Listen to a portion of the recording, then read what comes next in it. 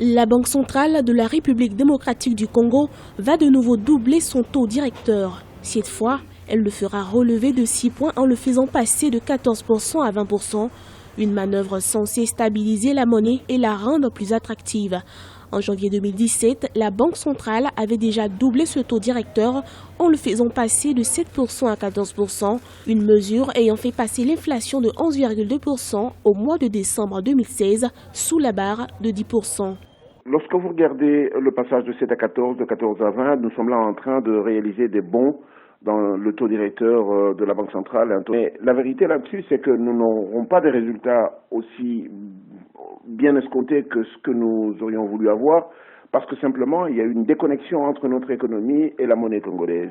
Toutes les politiques qui seront menées sur la monnaie congolaise n'auront pas d'effet réel sur l'économie congolaise, parce que l'économie congolaise est largement dominée par le dollar. Pour rappel, le cuivre et le colbert extraits en République démocratique du Congo représentent 80% des recettes d'exportation.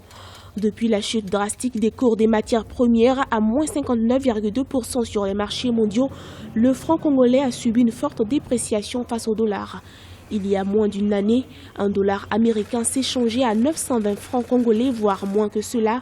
Mais depuis juin 2016, la République démocratique du Congo a vu sa monnaie s'échanger à 1045 francs congolais avant de chuter pour atteindre de nos jours 1535 francs congolais. Tous ceux qui sont détenteurs de francs congolais, la première des choses qu'ils essaient de faire, c'est d'aller retrouver des dollars pour être en mesure d'assurer les importations. Il faut trouver une solution temporaire avant de pouvoir penser à tout à fait autre chose. Et on a deux solutions.